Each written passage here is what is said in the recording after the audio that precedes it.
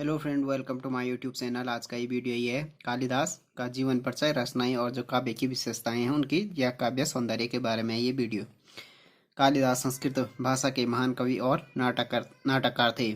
उन्होंने भारत की पौराणिक कथाओं और दर्शन को आधार बनाकर रचना की और उनकी रचनाओं में भारतीय जीवन और दर्शन के विविध रूप और मूल तत्व निरूपित हैं। तो कालिदास कहते हैं महान संस्कृत भाषा के महान कवि और नाटककार थे। उन्होंने जो पौराणिक कथा और दर्शन के आधार पर रचनाएं की, जो भारतीय दर्शन और जीवन को विविध रूप और मूल तत्व निरूपित होता है जिन उनकी रचनाओं से।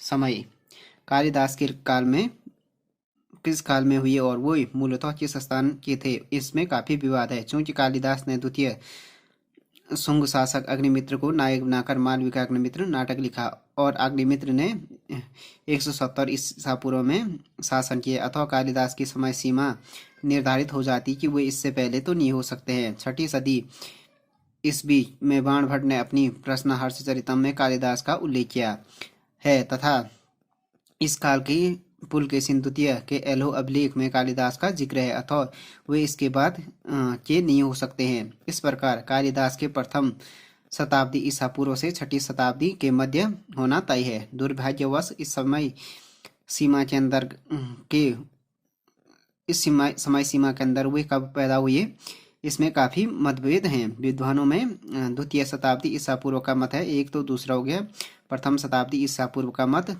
तीसरा हो गया तृतीय शताब्दी ईसा का मत, चौथा हो गया चतुर्थ शताब्दी ईसा का मत, पांचवा हो गया 5वीं शताब्दी ईसा का मत तथा 6ठी शताब्दी के पूर्वार्ध का मत। इसमें ज्यादातर खंडित हो चुके हैं या उन्हें मानने वाले इक्के दुक्के लोग हैं, किंतु मुख्य संघर्ष प्रथम शताब्दी ईसा पूर्व का मत और चतुर्थ शताब्दी ईस्वी का मत है।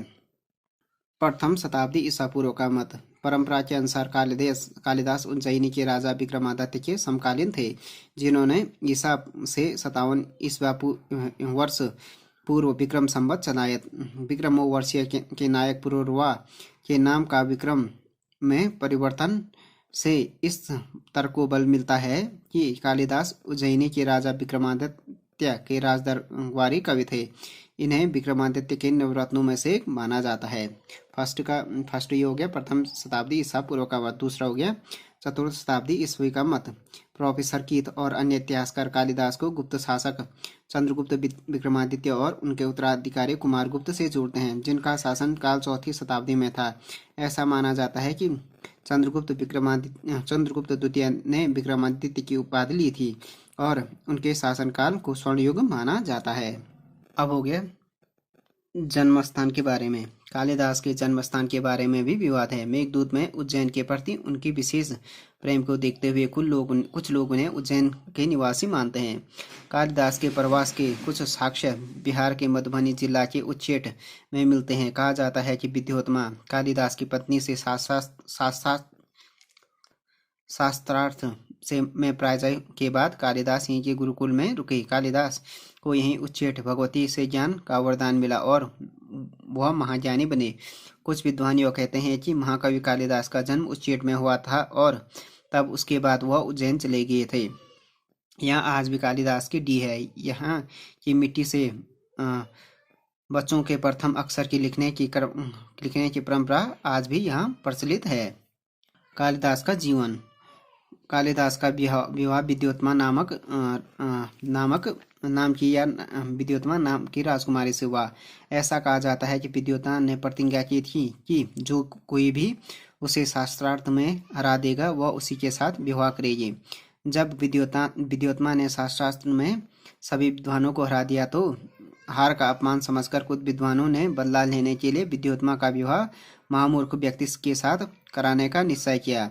चलते चलते उन्हें एक वृक्ष दिखाई दिया, जहां पर एक व्यक्ति क्या कर रहा था, जिस डाल पर बैठा था उसी को काट रहा था, उसी की टहनी को। उन्होंने सोचा कि इससे बड़ा मूर्ख तो कोई नहीं हो सकता है या नहीं मिलेगा, तो उन्होंने उसे राजकुमारी से विवाह का प्रलोभन देकर नीचे उतारा और कहा, मौन धारण कर लो और जो हम कहेंगे बस वही करना। उन लोगों ने स्वांग भेष बनाकर विद्योत्मा के सामने प्रस्तुत किया कि हमारे गुरु आप से शास्त्रार्थ करने के लिए आए हैं, परंतु अभी मौन व्रती हैं, इसलिए ये हाथों के संकेतों में उत्तर देंगे। इन संकेतों को समझकर हम वाणी में आपको उसका उत्तर देंगे। शास्त्रार्थ प्रारंभ हुआ। विद्योत्मा मौन शब्दावली में प्रश्न पूछती है कि कालिदास अपनी बुद्धि से मौन संकेतों से ही जवाब दे देते थे। प्रथम प्रश्न के रूप में विद्योत्मा ने संकेत से एक अंगुली दिखाकर ब्रह्मा एक है, परंतु कालिदास समझा कि ये राजकुमारी मेरी एक आंख फोड़ना चाहती है। क्रोध में उन्होंने 2 उंगलियों का संकेत इस भाव से किया कि तू मेरी एक आंख फोड़ेगी तो मैं तेरी 2 आंख फोड़ दूंगा। लेकिन कपटियों ने उनके संकेत को कुछ इस तरह समझाया कि आप कह रही हैं कि ब्रह्मा एक है, लेकिन हमारे गुरु कहना चाह रहे हैं कि उस ब्रह्मा को सिद्ध करने के लिए दूसरे जगत की सहायता लेनी होती है। अकेला ब्रह्म स्वयं को सिद्ध नहीं कर सकता है। राजकुमारी ने दूसरे प्रश्न के रूप में खुला हाथ दिखाया कि तत्व 5 हैं।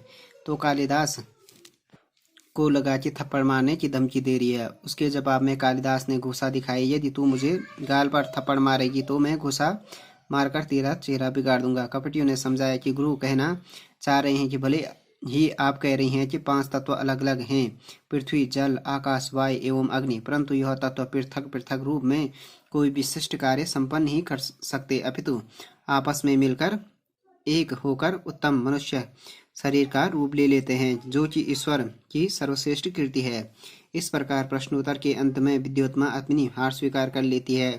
फिर शर्त के अनुसार कालिदास और विद्योत्मा का विवाह हो जाता है। विवाह के पश्चात कालिदास को लेकर अपनी कुटिया में आ जाते हैं। और प्रथम रात्रि को जब दोनों एक साथ होते हैं तो उसी समय ऊँट की आवाज़ सुनाई देती है। विद्योत्मा संस्कृत में पूछती है किम तेत, परंतु कालिदास संस्कृत नहीं जानते थे, इसलिए उनके मुंह से निकल गया उट्र।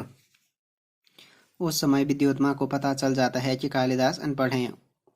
उसने कालिदास को धिक्कारा और यह के घर से निकाला कि सच्चे विद्वान बने बिना घर वापस नहीं आना। कालिदास ने सच्चे मन से काली देवी की आराधना की और उनके आशीर्वाद से वे ज्ञानी और धनवान बन गए।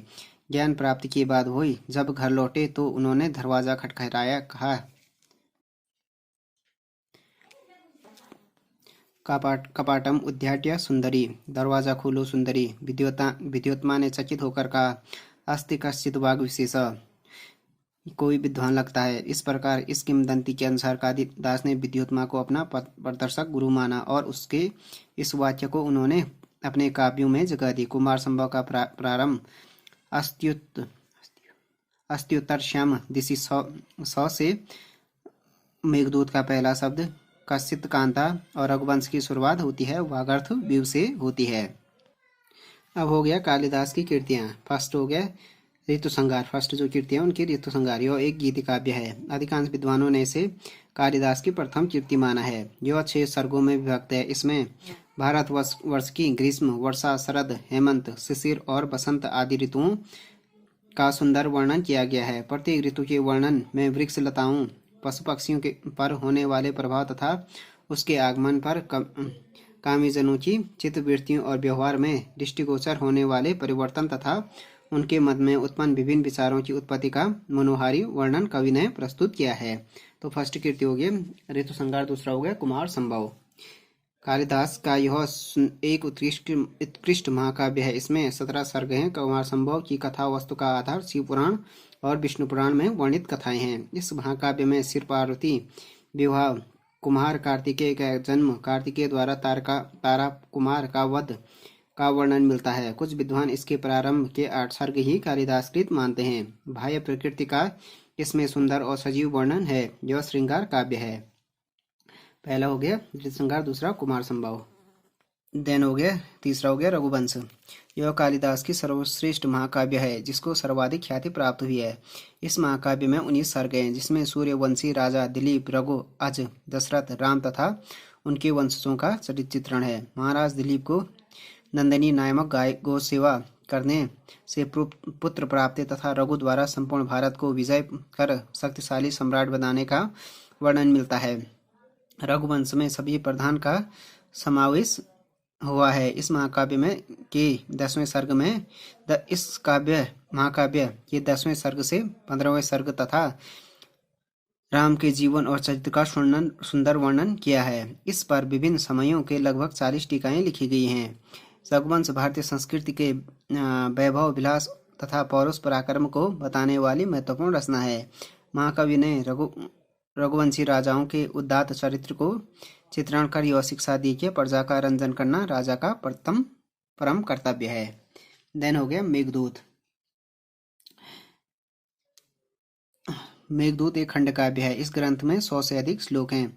इस काव्य में एक यक्ष का वर्णन है जिसे अपने स्वामी कुबेर के शाप के कारण अपनी पत्नी को अलकापुरी में छोड़कर रामगिरी पर्वत पर निर्वासित होना पड़ा था। पत्नी से यह विच्छोह उसके लिए असहनीय सिद्ध हुआ। वर्षा ऋतु में जब उसने एक मेघ को उत्तर दिशा में पर्वत की ओर जाते देखा तो उसने उस मेघ को संबोधित करते हुए अपनी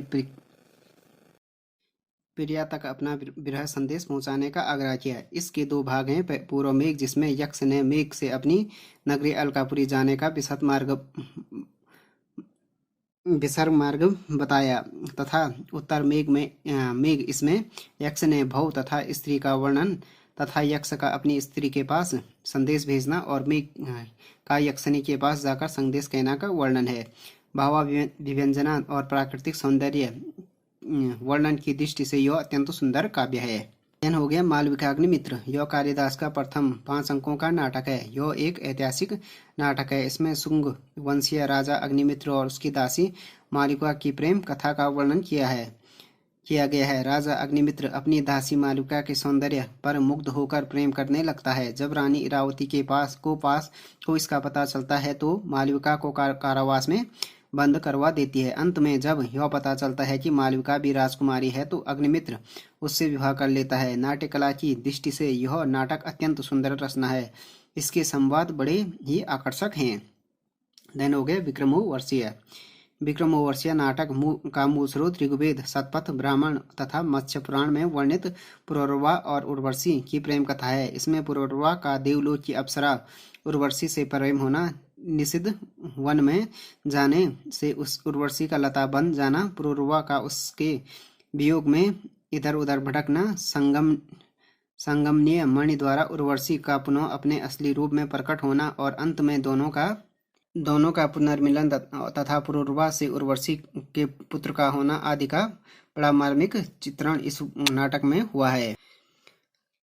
देन हो गया अभिज्ञान शाकुंतलम। यह संपूर्ण संस्कृत साहित्य का सर्वोत्कृष्ट नाटक है। इसमें 7 अंक हैं। कालिदास ने इसमें पौराणिक कथा के आधार पर 7 अंकों में हस्तिनापुर के महाराजा दुष्यंत और शकुंतला के प्रेम, वियोग और पुनर्मिलन की कथा का वर्णन किया गया है। यह नाटक कालिदास के नाट्य कौशल का सुंदर उदाहरण है। इस नाटक के संवाद अत्यंत रोचक एवं चमत्कारपूर्ण है तथा उनकी भाषा पात्रों के अनुरूप है। अभिज्ञान शाकुंतलम के पात्रों का चरित्र चित्रण आदर्शोन्मुख होते हुए भी सजीव एवं स्वाभाविक है। नाटक में श्रृंगार और करुण दोनों रसों का सुंदर समन्वय देखने को मिलता है। मानव की तरह प्रकृति भी सुंदर शकुंतला की विदाई के अवसर पर दुख का अनुभव करती है। इस प्रकार कवि ने प्रकृति को सजीव तथा मानवीय भावनाओं से युक्त चित्रित किया है। निसंदेह कालिदास की साहित्यिक विरासत अमूल्य और महान है। यही कारण है कि उनकी गणना विश्व के महान और श्रेष्ठ कवियों में की जाती है तथा उनकी तुलना अंग्रेजी के प्रसिद्ध नाटककार शेक्सपियर से की जाती है। देन हो गया कालिदास के काव्य की विशेषताएं। कालिदास द्वारा प्रस्तुत मर्यादित व्यवस्था, संतुलित जीवन का आदर्श भारतीय धर्म और संस्कृति को विशेष बल प्रदान किया है। संपूर्ण साहित्य शास्त्र कालिदास के साहित्य से इस तरह उद्भासित है कि जैसे रात्रि तारों से भरी होने पर भी चंद्रमा से ही ज्योतिष्मती होती है। इसके कारण उनके साहित्य की अनुपम विशेषताएं जो निम्नलिखित हैं। फर्स्ट हो गया भाषा शैली एवं छंद योजना। कालिदास ने अपनी रचनाएं सरल और बोलचाल की भाषा में लिखी है। अविरल गति से बहती हुई किसी सरिता के समान कालिदास की भाषा में प्रवाह है। उनके समूचे साहित्य में कहीं पर भी अनावश्यक अथवा अनुपयुक्त शब्दों का प्रयोग नहीं मिलता है। उनकी भाषा अत्यंत परिष्कृत है। उनके काव्य की भाषा माधुर्य, कोमल, सुंदर वाक्य विन्यास और भावानुकूल शब्द चयनित आदि महत्वपूर्ण विशेषताएं हैं। कालिदास छंद रचना में भी सिद्धहस्त हैं। वे अपने काव्यों और नाटकों में घटना, रस एवं भावों के अनुकूल ही छंदों का प्रयोग करते थे। कालिदास के काव्यों में छंदों का प्रयोग अत्यंत चमत्कार ढंग से मिलता है। देन हो गया, दूसरा हो गया अलंकार योजना। कालिदास ने अपनी रचनाओं को विभिन्न अलंकारों से अलंकृत किया है।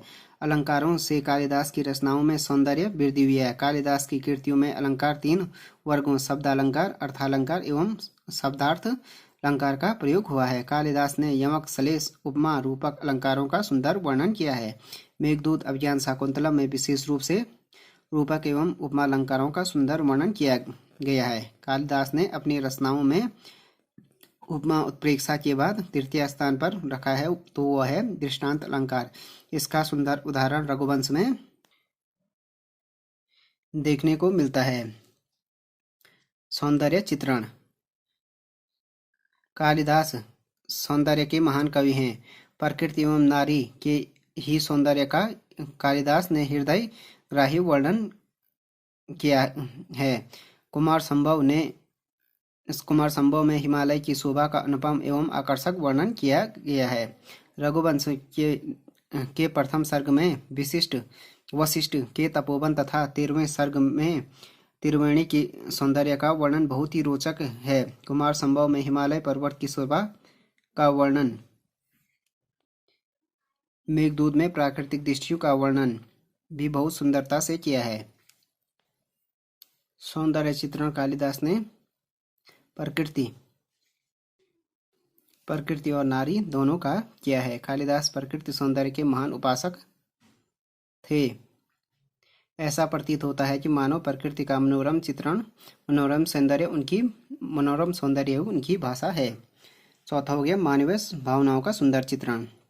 कालिदास की कृतियों में मानव हृदय की कोमल भावनाओं एवं विचारों का वर्णन अत्यंत सुंदर हुआ है। कालिदास ने मानव हृदय की भावनाओं को इतना सुंदर ढंग से व्यक्त किया कि उनकी रचनाओं को पढ़कर मन मुग्ध हुए बिना नहीं रह सकता है। जब आश्रम में दुष्यंत संकेतों के माध्यम से अपना प्रेम प्रकट करता है, लेकिन शकुंतला नारी सुलभ लज्जा के कारण नयन झुकाए मौन रह जाती है। इस प्रकार शकुंतला की विदाई के समय बहुत ही मार्मिक चित्रण प्रस्तुत किया गया है। देन हो गया सामाजिक जीवन की झांकी। कालिदास की रचनाओं में तत्कालीन समाज के वैभव, समृद्धि, सामाजिक, धार्मिक और राजनीतिक जीवन पर पर्याप्त प्रकाश पड़ता है। कालिदास की रचनाओं से उस काल में प्रचलित वर्णाश्रम व्यवस्था का पता चलता है। इसी तरह आश्रम व्यवस्था का भी पता चलता है। इसी तरह गांधर्व विवाह का उदाहरण अभिज्ञान शाकुंतलम में सुंदर वर्णन मिलता है। राजनीतिक जीवन का भी पर्याप्त जानकारी कालिदास की कृतियों में मिलती है। राजा अपनी प्रजा की रक्षा करना अपना कर्तव्य समझते थे। शैव एवं वैष्णव संप्रदायों के बीच मतभेद प्रारंभ हो गया था। इस प्रकार कालिदास अपने समय की सांस्कृतिक परिस्थितियों का सजीव चित्रण प्रस्तुत किया है।